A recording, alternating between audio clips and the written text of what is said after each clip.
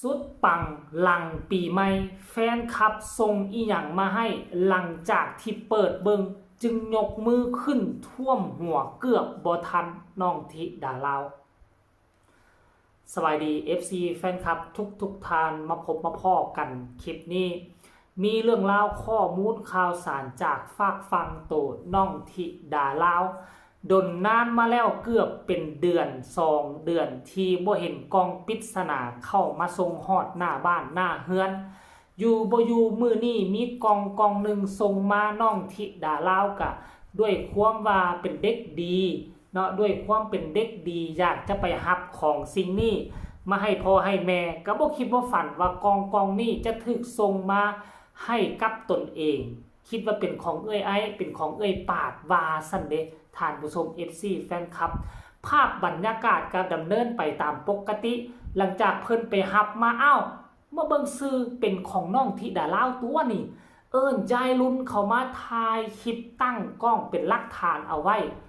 เปิดกล่องออกมามีหลายสิ่งหลายอย่างท่านผู้ชมเป็นซองสีแดงก็มีนะแล้วก็เป็นกองมีประมาณ6หน่วยท่านผู้ชมเอ้ยก็พากันรุ่นระทึกน้องธิดาลาวไปแกะออกมากองสีชมพูก่อนพวกเจ้าฮู้บ่ว่ามันแม่นอีหยังเป็นของที่เหนือความคาดหมายเป็นของที่ประชาชนชาวไทยยกย่อขึ้นเอาไว้เหนือหัวท่านผู้ชมเป็นของเคารพนับถือบูชาของทั้งไทยทั้งลาวและส่วนหนึ่งของพม่าด้วยซ้ำไปถ้าหากว่าให้ทุกคนเบิ่งทุกคนก็คงจะย่อมือยกขึ้นเหนือหัวเส้นเดียวกันซึ่งเป็นของที่น้องธิดาลาวก็ได้ห้องเพลงที่เกี่ยวข้องกับเพิ่นและเพลงนั้นก็ติดกระแสมีชื่อเสียงโด่งดังไปทั้งสองฝากฟังแม่น้ำของเนาะนั่นก็คือน่าจะเป็นรูปภาพของพระพันปีหลวงแล้วก็จะมีเหรียญเนาะเป็นเหรียญที่เอามาห้อยใส่คอแล้วก็มีธนบัตรแล้วก็มีเงินคือกันลายแบงค์ลายใบเลยแหละท่านผู้ชม FC แฟนคลับท่านนี่ป้าโถทุ่มเทขนาดเห็นเราเคยส่งของมาให้น้องธิดาลาวแล้วหลายครั้งนอกจากนั้นยังมีจอกใส่กินน้ำหรือภาษาไทยเอิ้นว่าแก้วซึ่งเป็นจอกที่มันมีความพิเศษพิโสนั่นก็คือตีรูปน้องธิดาลาวใส่สุดหมอลำลายสุดลายอริยบทซึ่งมีความแตกต่างกันรายละเอียดให้ทุกคนไปชมภาพบรรยากาศน้องธิดาลาวเปิดกองของขวัญหลังปีใหม่ว่าน้องจะมีความสุขจะมีความตื่นเต้นมากน้อยขนาดใดให้ทุกคนไปชมคลิปนี้นำกันเลยสวัสดีค่ะวันนี้นะคะน้องเป็นวันที่น้องธิดาลาวดีใจมากเลยนะคะใช่ไหมคะยายรุนใช่ค่ะได้อะไรมาคะของใครเอ่ยอันแลนไปหับของคิดว่าสิเป็นของพี่ปาพี่ไอ้ของแม่วันนี้คิดว่าสิเป็นของพ่อของไอ้เมื่อก่อนวันนี้เป็นของหนูเองบาทนี่โอ้โดนยังมีมาเทียนหนึ่งแม่จากคุณพ่ออุบลปู่แก้วค่ะอะไรอันไหนก่อนนี่ยายอันไหนก็เหมือนกัน2 อันนี้ก่อนโอเคเปิดดูแต่มันดูจะเหมือนจะพิเศษมากเลยนะก็เปิดดู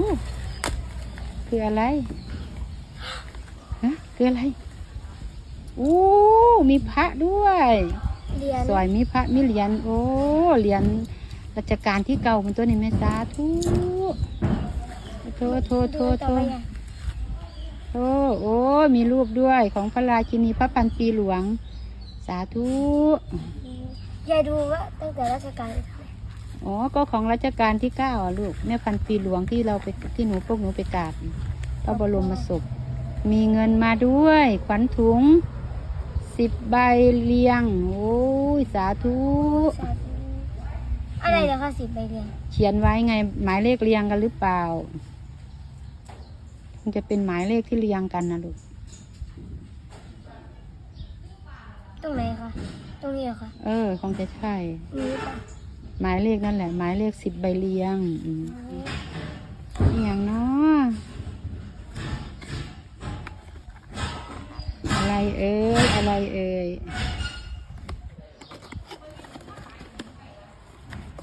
แก้วหรืออะไรน่ะโอ้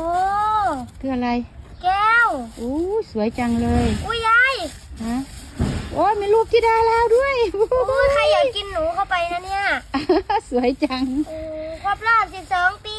ที่ดาราศรีวิไล สวยมากเลยค่ะ สวยมากเลย โอ้ยหนูชอบมากเลย แก้ว โอ้ยหนูจะใช้กินทุกวันเลย แก้วธิดาลาว มาดูสิอันนี้จะเป็นไง แก้วอีก โอ้ โอ้ยายยายดู ป้ามีแตะลูปสวยๆแต่ฮะนี่โอ้มีหลากหลายสีให้เลยบัดนี้ใส่ชุดหยังเนาะบัดนี้ แล้ว 12สีผลได้ ฮะ 12สีคิดว่าต้องมี12รูปภาพเพราะว่าเอ้ย6ใบ6ใบต้องมี6รูปภาพอ้า เอ้ยว ยายอยากรู้ว่ามันคืออะไรเลย ไหนคะอ้วนน่ะโอ้ โอ้ยสวยมาก ป้าดคุณพ่ออุปนไปเห็ดมาคักเถอะว่ะโอ้ยมาคักแต่นอน ยายดีใจไหมนี่ ดีใจสิโอ้โหใส่กินน้ำใส่กินกาแฟคือสิคักแท้ ถ้ากินหนูป่ะ กินอีหลานแล้ว กินหนูเข้าไป ก็สิกิน เห็นบ่ FC แฟนคลับ ความดีอกดีใจนะเป็นภัยก็ต้องแสดงอาการคือกับน้องธิดาลาวเฮาก็เส้นเดียวกัน ถ้ามือดีขึ้นดีมีกองปริศนามาส่งเฮือนเฮาแล้วเป็นของควรบอกว่าจาก FC แฟนคลับทันนั่นจาก FC แฟนคลับทันนี่อยู่เมืองนั่นจังหวัดนี่เอามาให้ เป็นเฮานะอายุซ้ำ30กว่าแล้วเฮาก็ดีอกดีใจ คือกันกับน้องธิดาลาวนั่นแหละในชาตินี้คงจะบ่มีโอกาสแบบคือน้องธิดาลาวดอกท่านผู้ชมบ่มีโอกาสที่จะแสดงความดีใจแบบนั้นดอกก็ได้เห็นแต่ FC แฟนได้เห็นแต่ศิลปินที่เฮาชื่นชอบศิลปินที่เฮามักถูกแฟนคลับผู้นั้นมาเซิร์ฟไพรส์ถูกแฟนคลับคนนี้ส่งอันนั้นมาให้ส่งอันนี้มาให้เฮาก็ได้เต้อยู่ทั้งนอกจอดีอกดีใจไปนำน้องธิดาลาวเห็นบ่ล่ะโชคดีหลังปีใหม่ยกมือขึ้นท่วมหัวตะเงาะท่านผู้ชมใครอยากเห็นคลิปเต็มแล้วให้ไปเบิ่งเพจลักของน้องธิดาลาวเนาะ8นาทีเกือบ9นาทีเต็มน้องดีอกดีใจโอ้ยเว้าสม FC แฟนคลับยกมือขึ้นเหนือหัวเป็นคนหู้สัมมาคารวะเบิ่งแม่ท่านผู้ชมได้พระพุทธรูปมากระยกขึ้นได้รูปของแม่พระพันปีหลวงก็ยกมือขึ้นเหนือหัวได้ธนวัฒน์ก็ยกมือขึ้นเหนือหัวคนแบบนี้ FC แฟนคลับไผเห็นแล้วไผก็อยากสั่งเครื่องสั่งของเอามาให้ตลอดแล้วแบบนี้น่ะคนที่เขาเอิ้นว่าคนกตัญญูฮู้บุญคุณ FC แฟนคลับอันนี้แหละไผเห็นไผก็อยากส่งของมาให้ท่านผู้ชมเนาะการแสดงความยินดีกับธิดาลาวด้วยที่มี FC แฟนคลับที่ฮักคับค้าหนาแน่นฮักแบบบ่หวังผลประโยชน์มีอันใดก็อยากมอบให้น้องตลอดเนาะก็ขอให้ FC แฟนคลับท่านนั่นมีสุขภาพแข็งแรงให้มาซ้ำนี่ให้เจ้าได้ไปเป็นหมื่นเป็นแสนเป็นล้านท่านผู้ชม FC แฟนคลับสำหรับ